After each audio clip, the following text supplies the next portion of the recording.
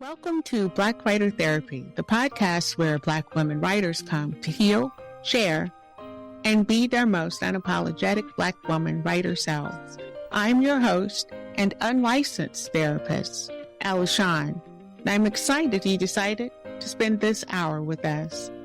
Whether you're joining for the first time or you're a returning listener, this is your space to explore the art of storytelling, find inspiration, and connect with a community of bold and brilliant Black women writers.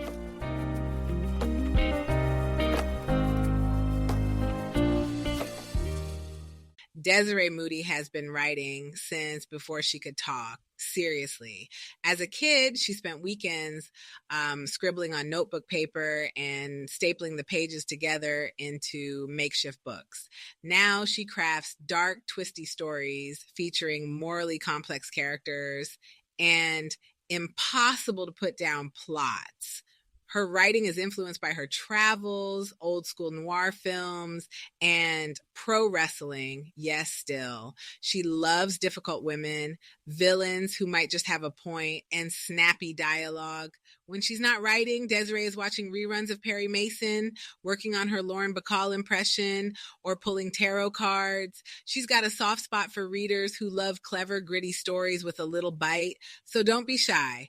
Drop her a line. Just not in all caps. Okay, Ms. Moodie, Ella will see you now. Hello, how are you doing, Miss Desiree Moodie? I am so good. How are you? I'm great. I'm so happy to have you here, and welcome to my proverbial couch. I am an unlicensed therapist here on Black Writer Therapy. It's my moniker, but I think I'm going to start going by something different, something more on brand. Okay. Yeah. No. Okay, That was my it'll little come to you. hint It'll because come to something's you. coming. Okay. Something's coming. I love And it. so, yeah, Gotta I'm let going it to hurt. start talking about it now. Got you. I hate to ask the question, tell me about yourself, because I just think that's such a lame question. So I'm going to start with this. Tell me how crazy the universe is that you and I already are acquainted with each other, and just share a little bit of how that happened. Well, as I was telling you in our first conversation, I was on a years-long, hyperbolic social media hiatus. I want to say it was back in like 2018, 2019, where like my usage severely dropped and then just tapered off altogether. And I don't know if that it was like a conscious, I'm just, you know how people love to announce that they're leaving? Oh, yeah. I won't be back for a year or two. Give me a break. It was not one of those things. I just stopped. I just did not want to do it anymore and did not miss it. Mm-hmm. So there's that. However, and then a lot of stuff happened. COVID happened, got married, had a baby, like everything was just happening in rapid fire succession. And then this book. And then I was like, well, Des, you're probably going to have to like get back out, because I was happy being a recluse. You understand? Mm-hmm. I do. A recluse. I was like, can I be just one of them writers that just in the cabin writing? Nobody knows where I'm at. Girl. I'm just waiting on the next book to come out. So I said, okay, let's just stick a toe out there.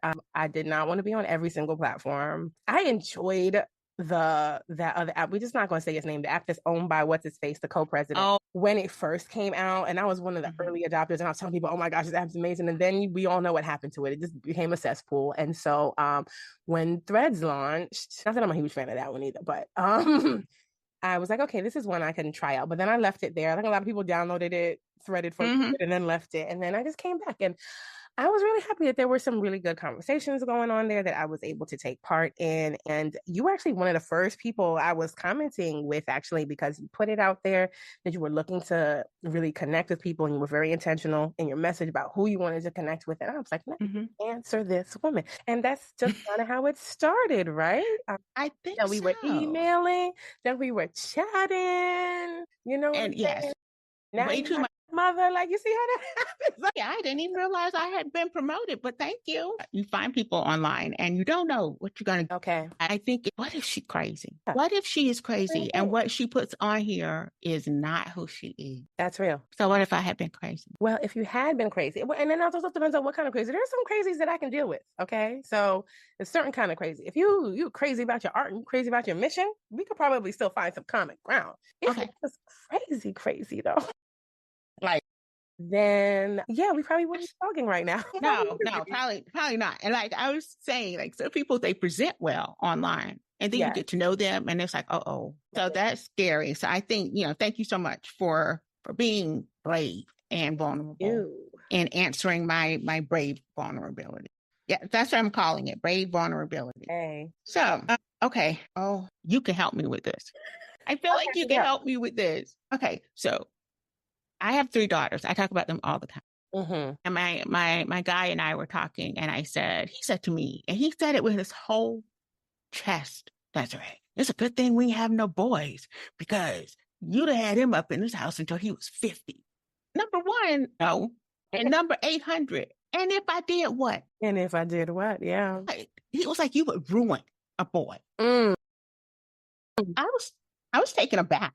I mean, because now I have to ask, you have a son. Yes. Do Black mothers ruin their boys? That is an excellent question. I don't know that I have the answer, just because aside from my husband and my son, I grew up with not a lot of dudes around.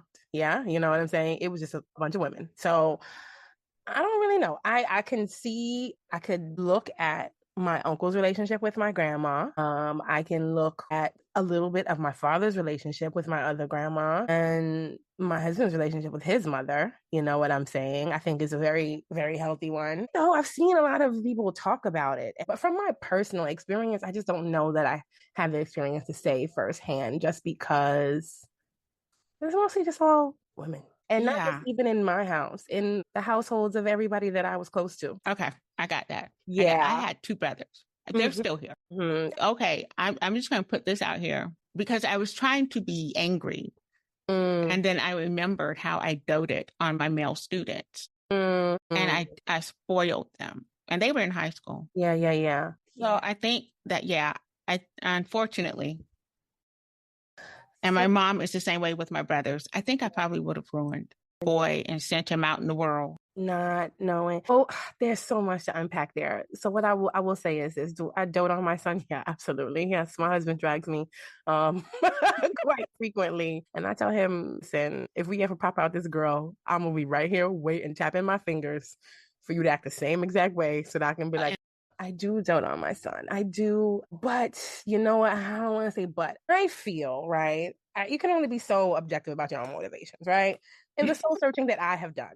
Yes. The conclusions that I have come to are that just at the end of the day, I do not want to raise another boy who is just taught to be hard, is taught that the only emotion he can validly express is anger. Mm-hmm. I want him to be happy. I want him to know joy, and I want him to know the love of his parents, particularly as his mother. I don't want, because it was my experience and the one thing, and I waited to have this child. Okay, I'm the older mom or whatever. As I said, it was going to happen under certain circumstances where it wasn't going to happen, right? And because there were just certain patterns that I did not want to repeat. And because it was my experience, I knew that if there was anything, if and when I had a child, that child was ever going to doubt. They could doubt everything in life, but I never ever wanted them to doubt my mom is here for me and my mom loves me. Gotcha. You know what I mean? And they grow up so fast. They do. And they like with little boys. I know. Wow. I know. Oh, wow. And he deserves it. I know he deserves it. That's what I would have to tell the moms when I was teaching. I'm like, we have like co-opted this same idea about our sons that by the time they're in the 3rd grade, they're the men of the house. They're the little man. And I'm like, they're not. So society's already not going to allow them to be children very long, right? And so we can't allow them to think that they have to be little men walking around here with their chest all puffed out, right? So I just remember telling them that, and I would just love on my boys, not in a weird way because but I would really just, pour into them. And so I'm going to change my mind. I don't think that ruined them, because all of those boys are now grown men with families and they're doing great. Because that can easily extend into maybe doing too much, and that's back to the overfunctioning thing we were talking about before we turned the camera on. But we can easily fall into that trap, and then before you know it, you've raised someone who just can't function in society as an adult.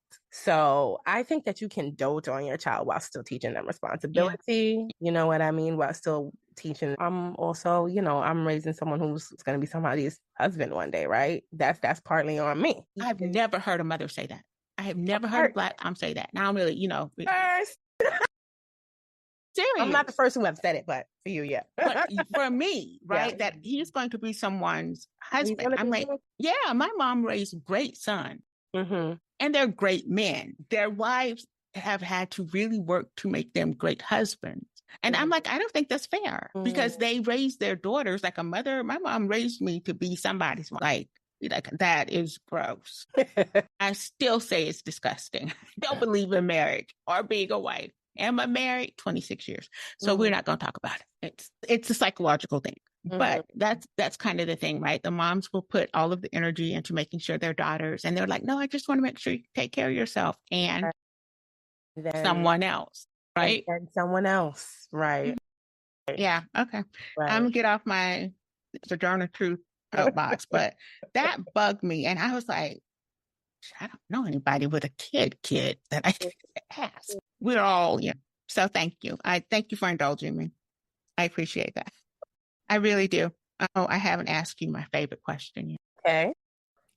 And it's a good one. It's how are you healing today? Ooh, that is an excellent question. How am I healing today? Similar to what we were talking about earlier, I think my healing nowadays looks like giving myself that permission, not even just permission, like making it a priority to take a beat, to rest, giving myself permission to take a break from caretaking, putting myself back on my own plate, to like that it's okay to check in and say, hey, what does mama need right now? What will make me feel really good and nourished and resourced? And so that's kind of a day-to-day thing. Another big way I think that my healing is looking like these days is just learning to let go of the need to control everything and go of the need for approval slash love. You don't want to let go of the need for love, but you know what I'm saying? The things that we do when we're trying to get someone to approve of us and love us and like us. Childhood wounds, those just, and it's a daily thing, girl. It's a daily thing. Every day, intentionally letting that go. That's a big one. And most people don't ever like admit, right? Because that was one of the hardest things I've ever admitted is that I crave the approval of my family and never had it, right? Never had it, except for a couple of times when they realized, oh, wait, she can do this. Or look, she did that. But then after that, I was back to being invisible. Is how it felt. And so I just attended a thing called spring cleaning. It was amazing. Absolutely amazing. And don't ask me how all of it goes but it really is kind of just, you have these folk who are there with you and they're witnessing, they're, holding space and witnessing what you are letting go of, and they're supporting you. And then you do the same. And it's no pressure. And I was like, this is because it's me, right? And I'm like, I have nothing to say. That's what I said, nothing to say. And the moment my first time came, word vomit. Wow. And it was amazing. And I felt lighter after all of it. So big ups to Miss Lady Andy in some part of North America. It was an amazing experience. And it's one that I would like to do regularly, because it's like a spiritual and a mental purge. And it was amazing. So yes, very good on you for letting stuff go, because holding on to it. That part. Okay. Sorry, y'all can't see any of this conversation that just happened, but it was deep and needed. Yeah. That. Already moving on to this book. Okay. Yeah. See, I can't dance, right? Like, that's why we don't look. We're not doing the like. That's it. That's yeah. Okay. Yeah. So bad. But you have this book coming out, and so one of my questions on the intake form is, "What is your most cathartic book?" We are all about healing Black women here. That's what this is all about. It just happens to feature Black women writers. Who else? Anyway, so please tell me about this book. I love the title. I've seen the cover. It's gorgeous. But I had a little, I'm not going to lie. Okay. I'm going to be transparent here. When I read the title, and I was like, oh, I had a little palpitation right here. I did, like Perfect Mother. Yeah. And I know exactly what that is, but I'm like, I wonder how many people have because of that need to be. Listen. chasing an ideal that does not exist, by the way. Just okay. There's no such thing, which is why the title is intentionally tongue-in-cheek. Yeah. Yeah. So yes, this absolutely was my most cathartic book, just because emotionally so much of it was born from my personal experience. Did not experience the events, obviously, of the plot. Just want to put that out there before I mention, like, oh my God. The emotional journey that particularly our two main characters take, not all of it, but a lot of it was so personal to me. First of all, don't want to spoil it, but I do want to say that the two women at the center of this novel have different attitudes toward motherhood sort of coming into the story, right? When we meet Dawn, we meet her in the present day, but through flashbacks, we see that she was very ambivalent at best about whether she even wanted to become a mother. And that was very much my experience in life as well.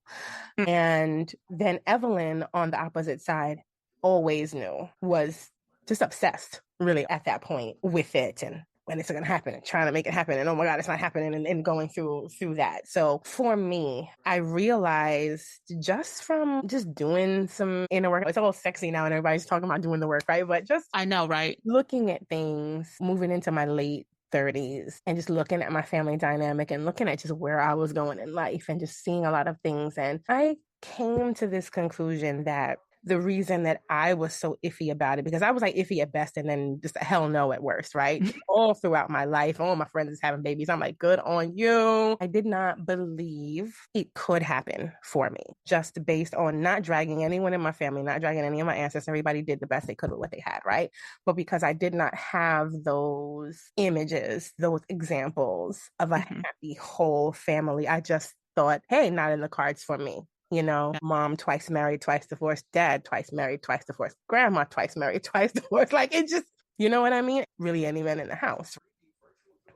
I don't remember when that perspective changed. I think it was just maybe, I would joke with my friends, you know, like, what if I just woke up at 40 and all of a sudden wanted to have a baby, right? Which is of course almost exactly how it happened. And I remember one day as I was kind of going through my stuff and really dealing with my daddy issues and my mommy issues and all of that at my ancestor altar, right? And just talking to them, basically asking them, what is it that I need to do to help break the generational curses? Okay. Again, not dragging anybody, but here I am.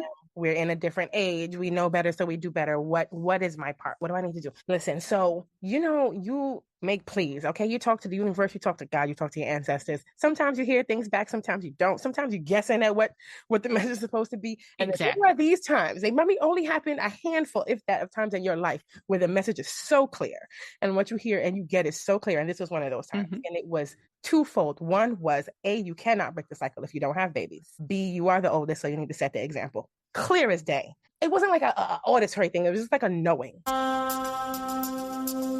Ella and her guest, Desiree Moodie, will be back to finish this interesting talk about writing, motherhood, and how the ancestors give advice on breaking generational curses. You don't want to miss this next segment of the show.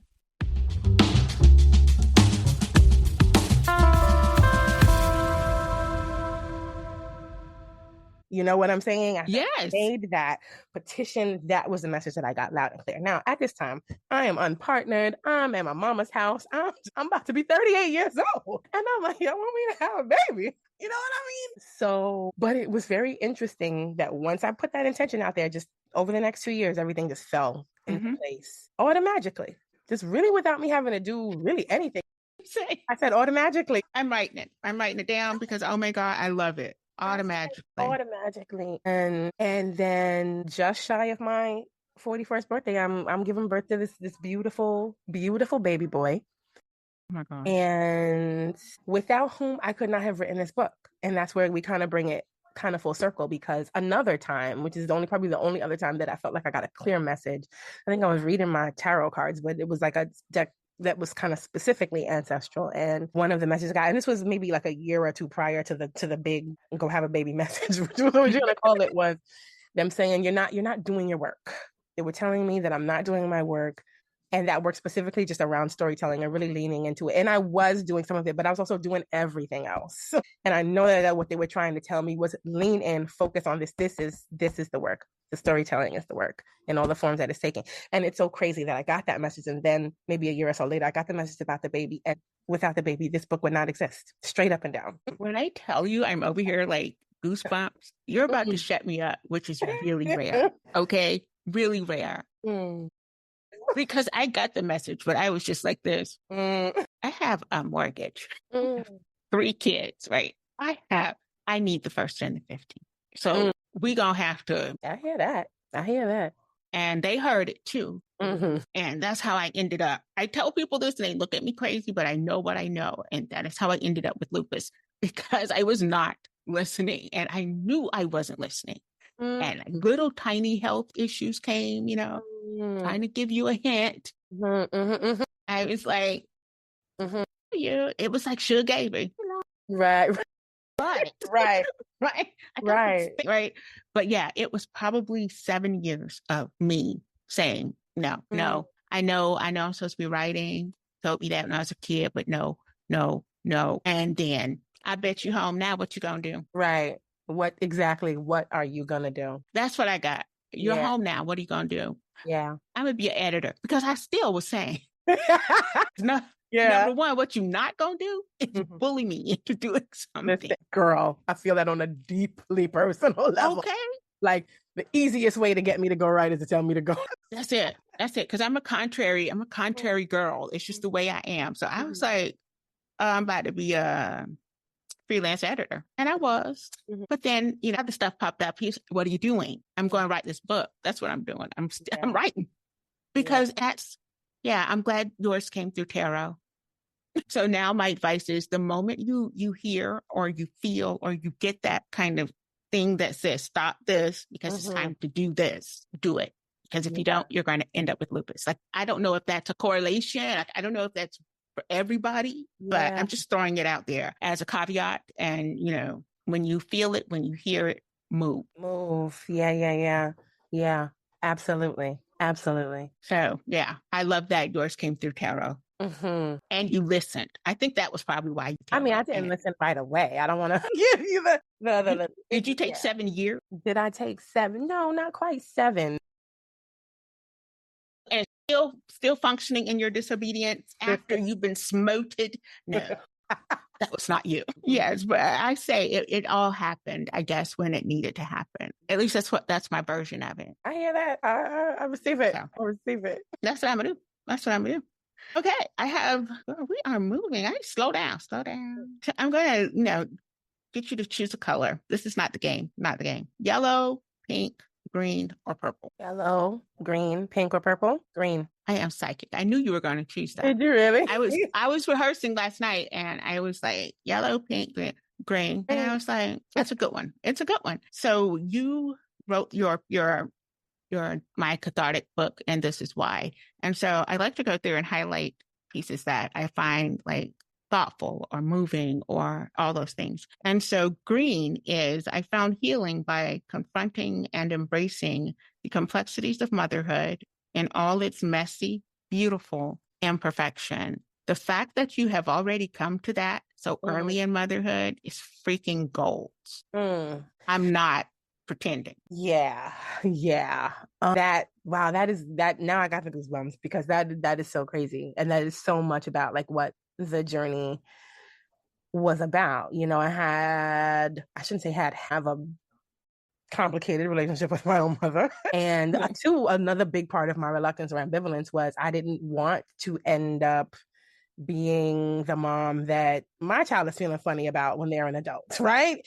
And I'm just like, okay, I'm going to try everything that I can to stop it. But I've also seen my parents and my elders say, I'm not going to be like the grandparents and end up just like the grandparents, right? And so I'm just like, do I even have any control over that? Let's just not procreate. You know what I mean? Like, let's just not procreate. And so there was absolutely that piece of it. And then experiencing it from, listen, you could tell somebody what it's like, okay? And they might be able to understand it intellectually on a little bit of a level. There are no words to describe the crazy, crazy, wild journey that it is. And It gave me a lot more understanding. It gave me, at the same time that it was putting me in a place where I had more grace for my mom, it also made me more vigilant, because I was like, it's not just me. I have my boy to protect. And it's one thing if I'm letting your stuff bleed over on me. I'm used to that. I'm grown. I can handle that. It cannot bleed over onto him. You understand? So it can't. Period. So there was that duality where, like, I get it. I understand. I'm going to love you from across the river. But now I have my boy to think about. I can't, because it was a situation, we had a dynamic where I was mothering my mom sometimes, and Codependency in the therapeutic world. why did you have to throw that word out there? Because that's the next thing I need to go ahead and talk to somebody about. Can we? I'm right here next Friday on the couch? And I'm learning, that's where I got it from. And again, healing my own stuff about the being perfect, the overfunctioning, control, approval, that rubbed up against all my stuff. I'm the kind of person where, like, I've had my challenges in life, but I've just always been really confident because I've come up against stuff and I've come over them. Motherhood kicked my ass like nothing I have ever experienced. And that BS that you back to your normal self in 6 weeks is complete and utter bull. Stop telling women that. I did not start to feel, I don't even want to say feel like myself. I did not start to feel somewhat adjusted to the new normal until my child was maybe 2.5 years old. Okay. Like, you know what I mean? It was a lot, still is a lot. The job is impossible, on the best day. So but the way that it cracked me open and dealing with and letting stuff out and healing my stuff was just crazy. And this book kind of really just poured out of me. It really just poured out of my sacral chakra for the most part. Okay. Because it was just like, here you are, you did this. And it was so funny because when the idea came to me, it would not leave me alone. That's how you knew. When you're waking up and it's on your brain, you're like, okay, I need to follow this white rabbit because I know that it's leading me somewhere. And yeah, that book kind of just poured out of me. Yeah. Look, it is so hard for me to sit here and not talk, right? Because we can't, I have to. But I'm like over here miming my whole life because the fact that you're owning it, right? And doing so in such, you fashion is the business, because no one wants to sit and say, mommying is hard and it is not always great. And somebody keep lying to women about the fact that it's this wonderful experience. It has wonderful parts. There are wonderful times. And like, as a mom, like you do everything that you didn't want to experience. You make sure you don't engage in those activities, right? With your kid. That's the whole thing, right? I learned from that. And I'm just going to go and put it out here. And I saw something on, what was that, Instagram. And I was like, thank you for saying that, right? Because it doesn't matter. I have come to know what you do for your kids. Your kids are always going to look at you and be like, you didn't do enough. Yeah. And that kind of, like, that pain is way worse than any pain that I've ever experienced as a result of my own codependent relationship with my mother, right? Like, the pain of having my kids look me in my face and say, you could have done better. And how? Don't know how, right? What else could I have done? And the truth that I'm coming to is it wouldn't have mattered. Right. And that's when I let it go. Which was probably not good for them because now there's no guilt, right? Yep. Oh, well, I did my job. All right. I've already messed up. So yeah. And yeah, all of that. And what we see in the context of this thrillery, twisty thriller. That's what I was going to ask you. I was going to ask you, bring it back to the book. How did it show up? Is two women really kind of grappling with what that means for them. And in turn, we're grappling kind of what that means. So, it really questions us. So what does make a mother? Is it nature? Is it nurture? Is there a way to be a perfect mother? Is there a way to get it right? Who decides that? Who, you know what I mean? So they're each grappling with motherhood and all its joys and pains in their own way. And then their paths collide in unexpected, twisty, violent way. And I really do. It's crazy, and the dynamic that they develop is a very uneasy one. It's a classic frenemy situation. Dawn is at the start of the book, which is present day. I think she's like late 40s, early 50s, and now she's coming off the heels of a divorce. She's moved to a new town. She doesn't have anybody, right? And her therapist suggested go out there and make some friends. So she meets this woman happenstantially, at least that's how it looks, and they become friends. But the tension is there from day one. It's very easy. But that's because this woman that you met when you're trying to befriend is hiding a very, very big secret from you. And all I will say is this is that Dawn does not know who this woman is when she meets her, but this woman knows exactly who Dawn is. Evelyn. I keep saying Evelyn. I can't say their name. I'm going to call her this woman. Dawn does not know who Evelyn is when they meet, but Evelyn knows exactly who Dawn is. You're talking about Evelyn like she lived down the street. This woman, yes, she knows. She knows exactly. So when Dawn is thinking she's striking up a conversation with a stranger, and she doesn't know at the time that this stranger actually knows a lot about her. Okay, don't say anymore. I'm not saying anymore. Because I'm intrigued. Because now okay. Where's my book? No. Where's my book? Oh my God, that sounds so good. And then, oh my gosh. Okay. And I just want to say that the emotional climax of the book is centered around just a very important but emotionally fraught conversation. But there is also this alternate ending that you can opt in to get, where that same conversation happens kind of on the flip. Okay, and that's all I'm going to say about it. That's done. Give me the situation here, but don't worry about it. You can opt in, but don't worry. Oh my God. Okay.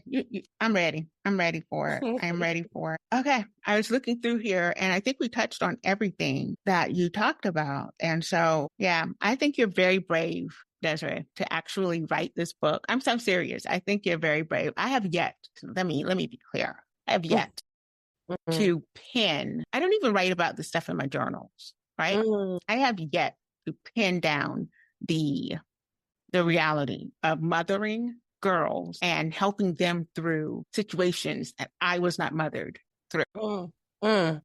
Right. And when you said, I told my mom, look, your mess can get on me because it's me. But like when I was like, girl, don't lean back because you won't get back up, because that's an anvil. And that it has to be that way, that it is that way for so many Black mothers. And there's no shade on the moms. I look at my mom and I'm like, for what you went through, I am surprised, right? Same. And having the girls help me to kind of give her that grace as well, just like you said, but also having my girls make me look at my mom and say, you could have, and now I will never utter those words again. Never again, because how do I know what she could have done? Right. She did the best she could do, and I know she did because I did. And so now I'm like, oh, okay. Yeah. So I think this is, it's a great book. I can't wait to read it. It's probably going to do me in. I feel like I'm going to be on my own couch. We need to definitely schedule a follow-up therapy session. I think so, yeah. And couch is going to talk about the book and codependency. I definitely want to unpack some of that on your couch. I don't care if you're not licensed, whatever. I didn't even realize that I was in a codependent relationship with my mom until, and let me say, I have tried therapy a lot. I really have. It does not. Okay. So they usually end up on the couch and I'm just sitting here listening to the therapist talk to me. And so I don't go to therapy. But I realized it was codependent when I was like probably still working and I was healthy and things were going great and things were really going great. Husband, me, kids, I got my master's. I was like feeling amazing, looking not so good. Like the kids, you just do what you got to do. But I felt great, right? And I just remember my mom saying, you wouldn't be here if I hadn't sacrificed everything for you. And I was like, I don't remember it that way. Then I said, she is trying to give me issues right now because I'm flying high. And I realized every time there was a modicum of success in my life, then if she couldn't make it about her, then she would do something else that would draw attention to her. Because for my success, if it wasn't about her, then it was a failure for her. And that is that kind of topsy-turvy codependency situation. that Right. I was like, oh, no, ma'am, we're not doing this. We're not. Like, you have your successes, we celebrate. I have my successes, we celebrate. There is no failure because one of us is, what are you doing? Right. What are you doing? Right. So, yeah, when you recognize those patterns and then you're like, oh, we're not doing that anymore. And when I say I'm not doing it anymore, then that's it. I'm done. And that means that we have to take a break until you can get okay with that boundary. That's another one of my favorite therapist buzzwords. Boundaries. Learning about that as well too. Didn't realize that my boundaries were so porous or even non-existent until quite recently. And then I had to really look out in some areas and then really just kind of examine that, like, okay, yeah. And learning, right? Because when we talked about the overfunctioning, right? Overfunctioning and setting healthy boundaries are like at odds with each other. So Yes. I get into a cycle where I'm like, okay, I'm going to set and enforce a healthy boundary. And then the overfunctioning part of my brain is like, but then what if they need this? And what if it's crazy making, right? And so just learning to shut my brain off and not drive myself crazy is my flex these days. And that's a flex to have. I mean, that's not a bad flex. Yeah. I tell you what, I was like, if I screwed my kids up, then they're either going to be really great artists, right? Because who else is going to make art other than screwed up kids, right? So they're either going to be great artists, world changers, or, ne'er-do-wells. Either way, I did the best I could with what I had. Absolutely. That's it.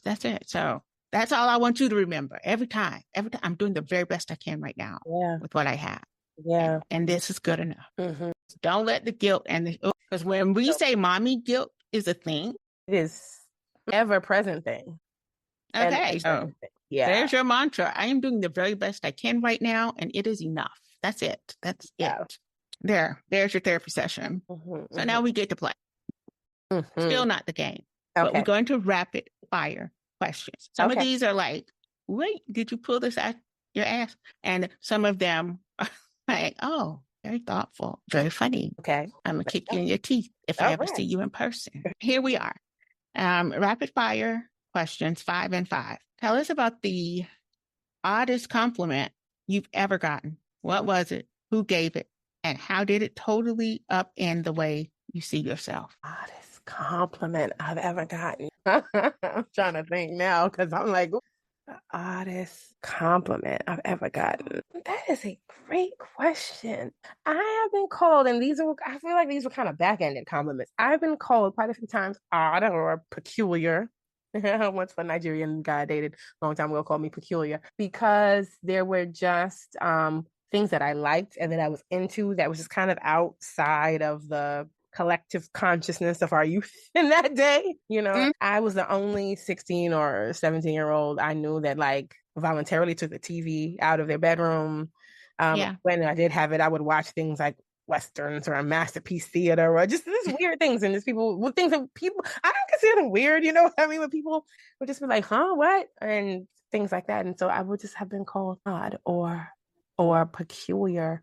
And I don't really know if those were compliments, actually. I will tell you this. In my previous life, in my W-2 work, when I was often called a beast. And at the time, the term was supposed to be very complimentary. It just meant you were someone who worked hard, someone who got stuff done or whatever, someone who could be counted on, who could be depended upon. And at that time, my I need you to approve me soul was very happy to be called that. And since sort of leaving that space and learning things, I'm just like, oh, I'd like to when people called me, a Black woman, probably taking on more labor than I should, a beast. Okay. A whole nother show. So yeah. Oh, girl.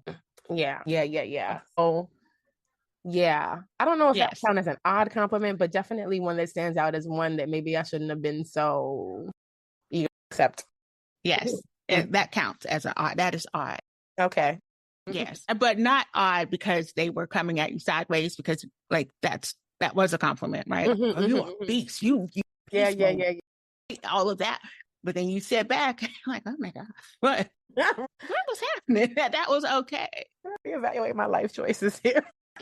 Yeah. That's a good one. That was a good one. If you could recruit any living or dead icon, artist, activist, scientist, whatever, to co-create your next project, who would you choose and what would you want them to bring to the table? The first person that comes to mind is Frida Kahlo. Wow. That is the first name that comes into my head is Frida. And what would I want her to co-create with me? So it's not the next project I'm working on, but I do have an idea for a novel that uses the artist.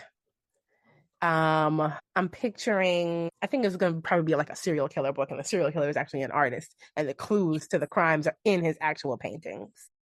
Yes. Sorry. And maybe even pieces of his victims are actually in the paintings.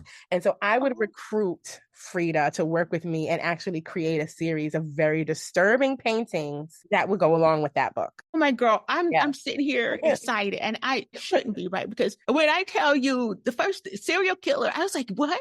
Yeah. What was that? Serial killer? The book, yeah. Girl. It's cooking. And then the painting. Like I'm seeing like, oh, what's your launch party? Paint and sip. Precisely. This is why. Precisely.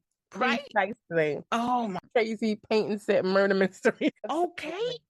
I'm here for it. I can get a ticket. Just let me know. I'm not coming to be your friend. I'm coming to paint these murder mysteries. Yes. Give me some fake body parts. I'm ready.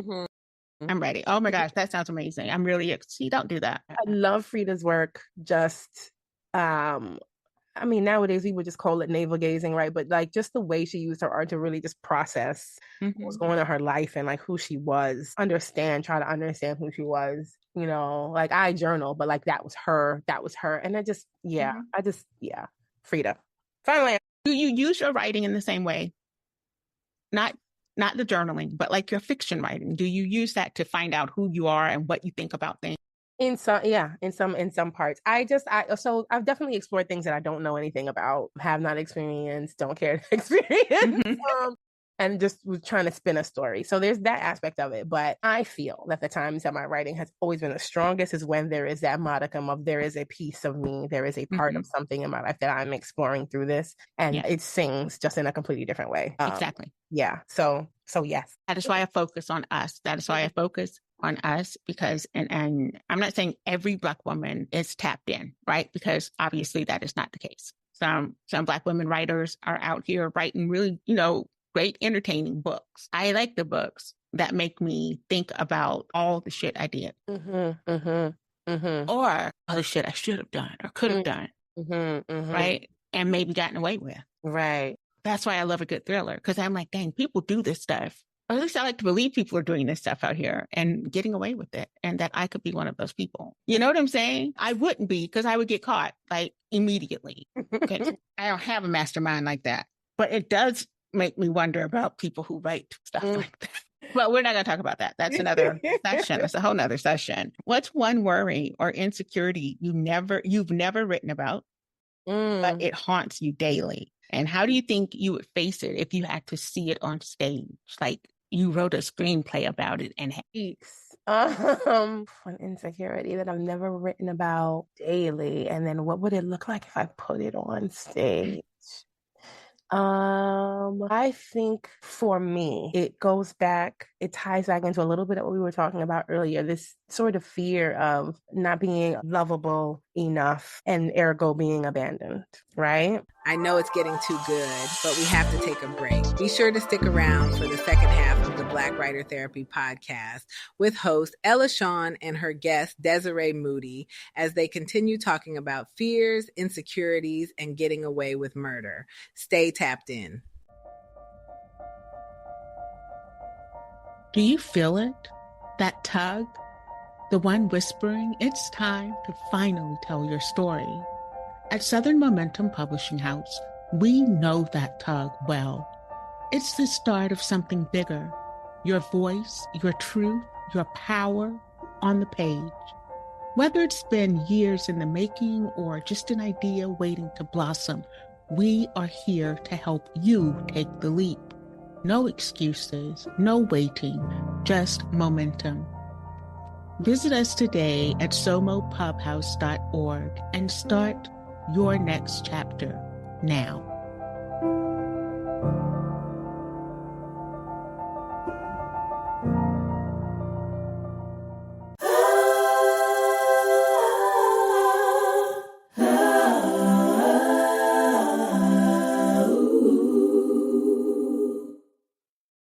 out of my head. What are you doing? Yeah. And Erica being abandoned, right? This is abandonment issue. What are you doing? Yeah, this is what I'm talking about, girl.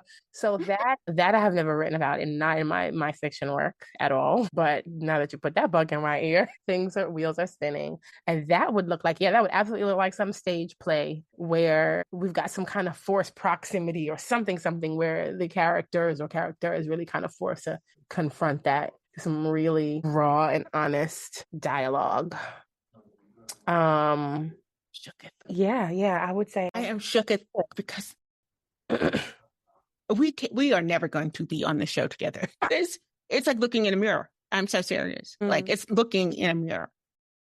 Same sign too, so you already know. Yeah, there's something not right here, I think, or something very right. I can't figure. I don't know, but yeah, I'm shook, and I've never. Yes, the fear of not being lovable and being abandoned. Okay. Yeah, that's that. I think that stems from fatherlessness. Again, so your couch, I just want to be on your couch for a whole week at this point, because that could be a whole nother show right there with the daddy stuff. Oh my gosh. And every time you think you got it kicked, it shows up in another way. And I don't know why I feel right now to feel compelled. Even right now I feel compelled to say, but I love my daddy. And I do. Just spoke to him. And he wasn't a bad dad. He just wasn't a present one. And that absence just affects you in ways you don't even know. You don't even recognize how much of it still operates, I think, in your life. It is crazy. And then the fact that you are aware of where all of it's coming from, and you still can't do anything. Heart right. Yeah. That part right there. Yeah. And I've known my whole life, because my sperm donor, he was there until I was like almost 2, and then he fucked off, and I was just like, what? And I don't know that I processed it like this as a kid, right? But as an adult, I can look back and know I was questioning what was wrong with me that he didn't want to stay. Big time. Hello. You know? I still question that, like in a low moment, like, and we ain't even want to go into the kind of relationships that, well, I don't know about you, but me for sure, get into based on that wound, right? Because like if your daddy didn't stay with you, then, and that is also another place this overfunctioning comes from. You feel like you have to do everything, jump through the flaming hoops, contort yourself just to get people, even outside of romantic contexts, to stay and be one place, because the people who were supposed to stay did not. And see, I went the opposite direction, and everybody got, because if he didn't stay, I'm sure as hell not begging somebody who's not one half of my DNA. Right. It's not even worth it. That's where I was. But then when you put that energy out there, of course, everybody wants to say, "Oh, I'll bet you I can get her." And then it doesn't matter, right? Because they're like, "Oh, she's so aloof." I'm not aloof. I'm protecting myself. Hello. Where I am a rose with thorn for a reason. Pay attention. Okay, please. But yeah, this is not happening anymore. It will be a private session, because, oh my God, it's too much. It's dredging up all this stuff. The stuff is coming up. I'm like, oh, do I have a tissue box? I had all prepared for this podcast. I had my little ring light. I had makeup. I had my everything. And I was like, I didn't bring no tissue. I didn't realize it was going to be one of those. Look, me either. I thought you were just, okay. So, all right. Well, there we go. I see a stage play. That'd be dope. I'm not free to call her, but I love a good stage play. I'm here for it. Okay, let me look. I don't even know if I want to go to the rest of the questions. I'm scared to ask the rest of these questions. I'm apprehensive, right? Because I'm like, listen, I'm the guest, not when the guest turns to me here, bitch. Get yourself. Thank you so much. Respectfully, describe a ritual, mundane or mystical, that grounds you when everything else is spiraling. And why does it matter so much that you have these rituals in place? Oof. Yes. I'm all for a good ritual. Mundane or mystical, absolutely. When everything is spiraling,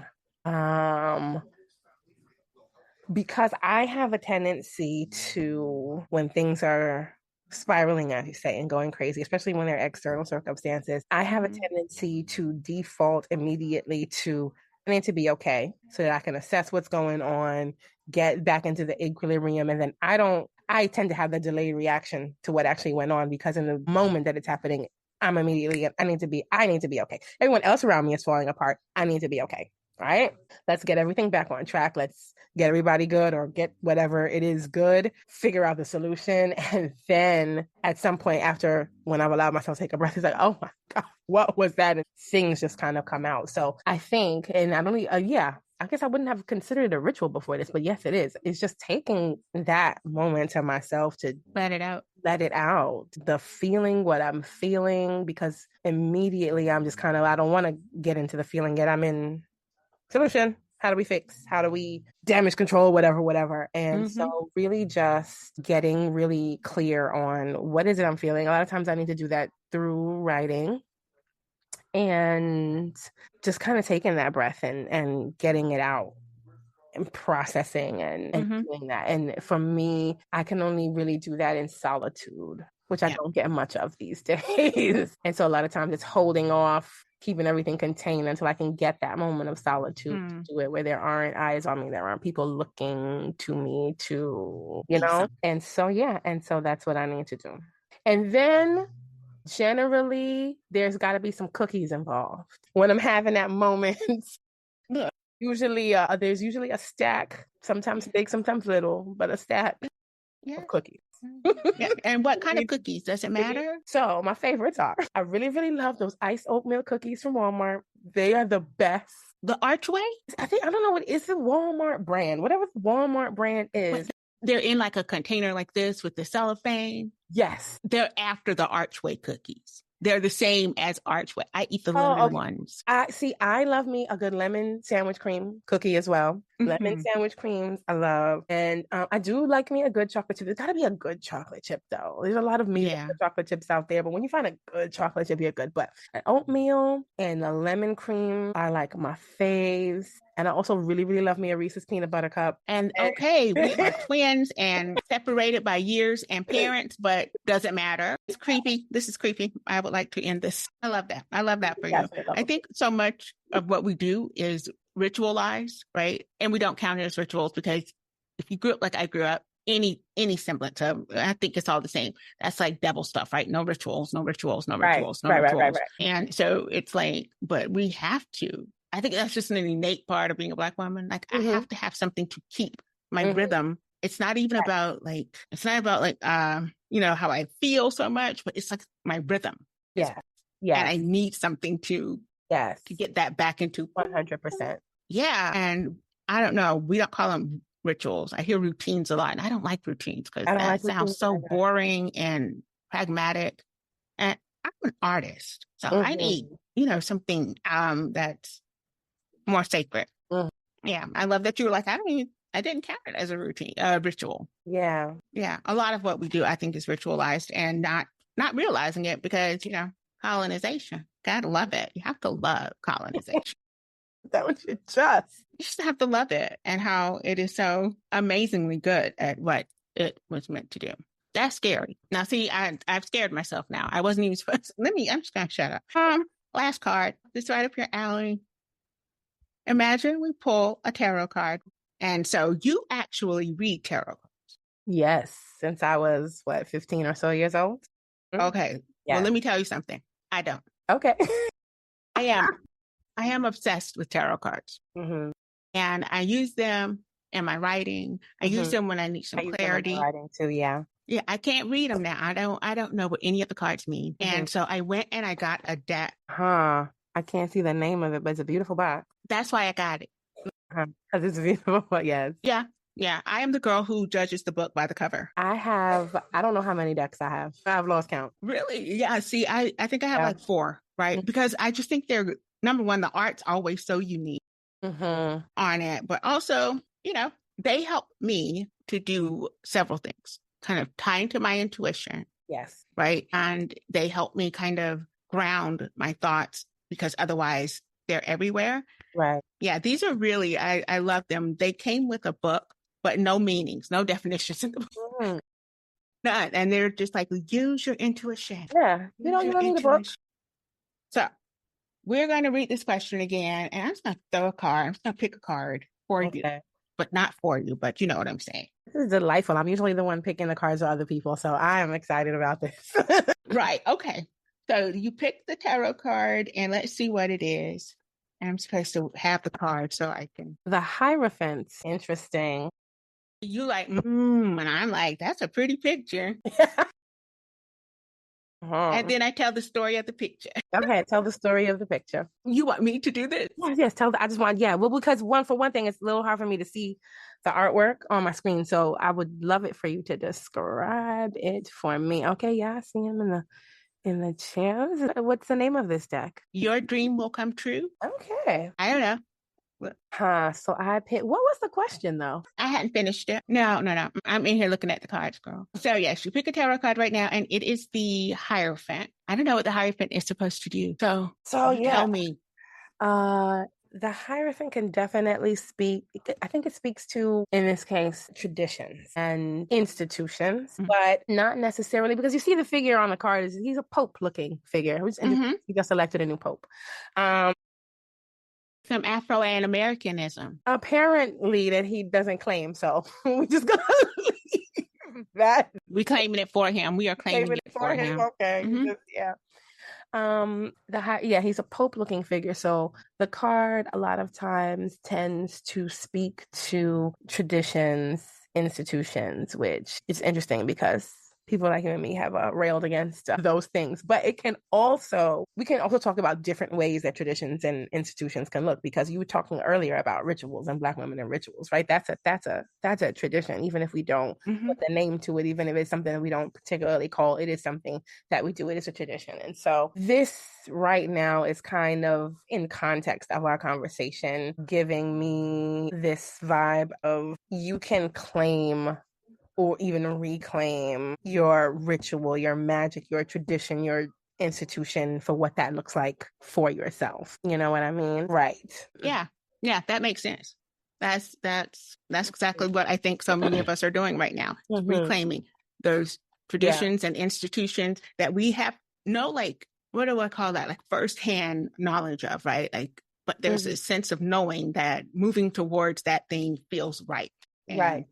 I think that's what's happening. I remember being I don't know how it was college. So it's freshman, sophomore year. And I remember hearing, I don't know why I remember hearing from the ether, until the feminine energy is raised, things are going to be shitty. Yep. And I think I was about 19. And I was like, and you're telling me this why? What do you want me to do? Right. Oh, okay. And so what am I doing? I'm just teaching a 10-month writing session on decolonizing the erotic. Boom. Which is probably going to have ripple effects that you can't even fathom right now. I am not even in a place mentally or spiritually to talk about any of the stuff that goes on in that space. Like people ask, what's happening there? Reading, writing, talking, arithmetic. I don't know. Because it's like, it's okay. We have come to my favorite part of the show. And it really is my favorite part of the show. Because, I may be 50, but really it should probably be 05 because I'm a big kid. Games make me happy. So this game is called The Audacity of Game Changers. And of course, who are the game changers? Black women writers, right? We are the blueprint. So you have 10 decks of cards and you need to pick a number 1 through 10. Ooh, 7. Okay, 7. It's the masculine energy. So we're good with that. And each card has a word on it and then a kind of topic.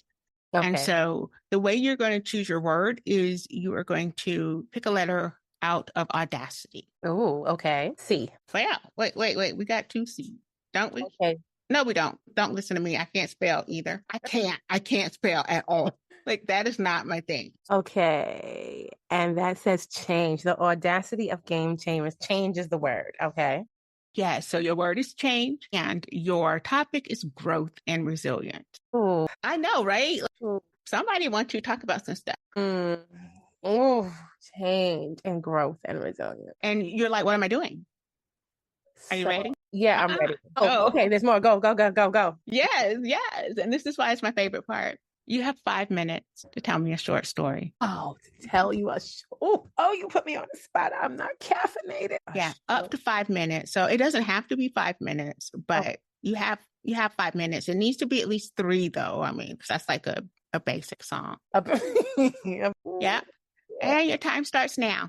My time starts now. Okay. Once upon a time, there was a little girl who lived in a village, a magical village. Okay. It was magical to her and the people who lived in it, but for the surrounding people, it just seemed like it was like a normal space. That's part of the magic. Okay. And this little girl, she was somehow different. She couldn't put her finger, I guess, on why or what it was. She just knew that, like, in group spaces and communal spaces, people reacted to her differently, treated her differently. Let's call her Lily. So, Lily, in our magical village, she's about 10, 12-ish, and has had a great childhood, loving home, and all of this. It's just that, like, as she's going out into the world, she just knows that there's something about her that's different, not the same as other people. Okay. It's springtime and the village is about to have a big spring celebration. Having a big celebration. It's outdoors in the fields and bonfires and games and food and all that good stuff. She goes with her parents. Let's say she has a little sister, and they go and they have a great time, as they do every year. And then as night begins to fall, something happens. It gets dark, and then all of a sudden, literal fire lights up the sky. Okay, like fireball light up the sky. It's crazy, right? Everybody's running around. They don't know what's happening. They think it's the end of the world. It's Armageddon. Somebody's attacking them. Nobody knows. Everybody's running, trying to take cover. Some things burn up. No one. Luckily, the girl Lily, her immediate family is safe, right? But there are some injuries somewhere, and so, but there's no source. I mean, people weren't able to identify like the source of it. They can't say, okay, this person rained fireballs down onto us, or this thing caught on fire. They don't know where it's coming from. So the next day at a town council, everybody's just freaking out. They don't know what's happening, and people are pointing fingers at each other, and they're being all accusatory. Well, this is because of you, and this and da da da da da, and the whole thing is just kind of falling apart. And Lily is just very quiet, and she's observing this, just kind of taking it, and she doesn't really know what to make of the night either, but she is just observing it and taking it in. Okay. That night, she has a dream. She has a dream about the same sort of fire in her dream, and she tells her parents about it the next day, and they kind of tell her, keep that quiet. Don't tell anybody. Just pretend you didn't even tell us, and don't tell nobody that you had this dream. And which, of course, just makes her feel even more confused and even more isolated and all of that. So everything goes somewhat back to normal in this little village for the time being. And people just kind of go on about their daily lives. People don't talk about what happened. But Lily herself, because there is something inside her that she cannot let out, she has been told not to let out, it's just becoming sort of just increasingly more withdrawn. Just more withdrawn and quiet, and not her usual self, which kind of people notice and comment on, but they're not really extending themselves too much. And it kind of goes that way until the next spring and this next festival that they're having. People are a little wary, but also the show must go on. Here they are. And a lot of people have also forgotten about it too, right? They think about it like, oh no, it's a year later and something and all of that. And so things go to normal until night falls again. And then things pop off again. Things just pop off. But this time it's not fire. It's like, what is it? A different elemental that's just kind of coming out and surrounding the village and just kind of just filling them with darkness. People are scared and they don't know what to do, and they're running around and they just don't know what to do. And Lily remembers her dream, the dream that she was told not to tell anybody about, and almost automatically, not with any conscious intent, she just kind of feels her body moving and she's stepping forward, and she just sort of opens herself up sort of just to the energy around her. And that fire, that light kind of just comes out of her and illuminates the village again and drives the darkness out. Raven, pick her up and sing "Oh Hail Lily." Well, they don't really know what to make of her yet, but the point is that she was done dimming her lights. Oh my gosh, that should be a children's book. Yeah. Oh my gosh, I was really into it. You don't understand. Like, it's one of the reasons I decided to play this game. I love being told stories. Like, that is... Yeah, that's amazing. Oh my gosh, that was so good. What a good exercise, because that's not my usual. And that's why I was sitting here like dancing in my seat almost. I got her. That was really, really good. Like just watching your process. Yeah, I'm just like, and then what's gonna happen? Yeah, I just kind of let my. That was really neat. Thank you.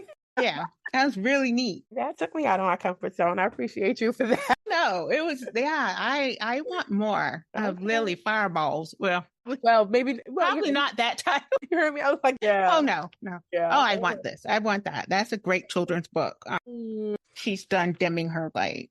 I love that. So wait, did she cause the fireballs before? And then her parents are like, don't say anything. Don't say anything, right? Keep that on the low. Don't draw that attention. Like that, I think is the worst thing a parent can ever tell a kid. I do.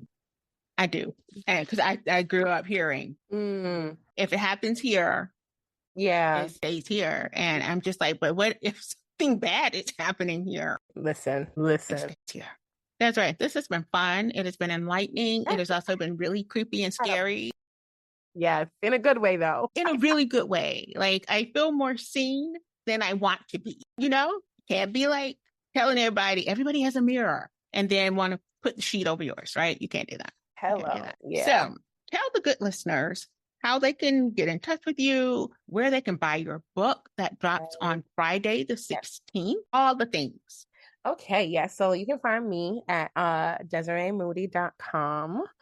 And you can find me on everything. My handle on everything is at Desiree from BK, because that's my name and that's where I'm from.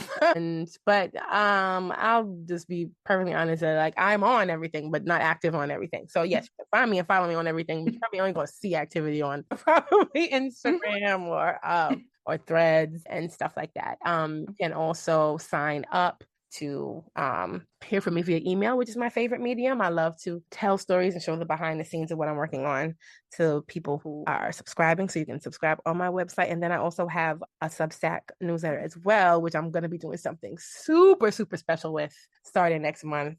I can't wait. I was going to say, can you tell them what you're working on? Give them a hint. I am so excited for this. Yeah, while also being hard at work on my next novel, I'm also working on a serial that's going to be launching on Substack, and it is going to be it's really a dystopian thriller that is for the 92%.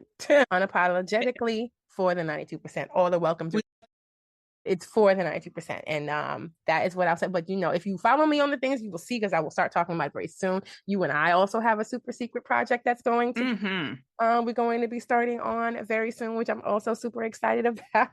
So yes, that's where you can find me. The book, The Perfect Mother, drops on Friday, which is the day after tomorrow when we're recording this, but it might be tomorrow when you hear it. And it will be on Amazon, where you get your books, and then in a few months it'll be on all the booksellers as well, but on Amazon to start. And yes, excited to just share those characters and share that story with everybody. You have been awesome, seriously. Like, I knew you were going to be great, but this was a lot of fun, very enlightening, and thank you so much for sharing all of you with us. And hopefully I didn't run over. This is just going to be a long podcast. I'm here for. We had such a good convo, and I felt like there was so much stuff where we could have listened. Exactly. Yes. So before we get into it, tell the people bye-bye so that we can. Yes, so that we can go. Bye, people. Thank you so much for listening. And she'll be back on the couch next week. I'll be back on the couch next week. Thank you for joining us for another episode of Black Writer Therapy, where we amplify and celebrate the voices of unapologetic Black women writers. We're proud to be part of the Alive Podcast Network. Be sure to tap into the only Black woman-owned podcast network with its very own proprietary platform and app. When you download the Tap In app, you gain access to nearly 100 Black creative voices. To support Black Writer Therapy, subscribe and choose me as your favorite podcast host. 50% of your subscription fee goes directly to this show and allows me to continue to bring you quality content like this. Until next time, remember, be kindest to yourself first, always, and in all ways. I am Alishan, your host for Black Writer Therapy Podcast.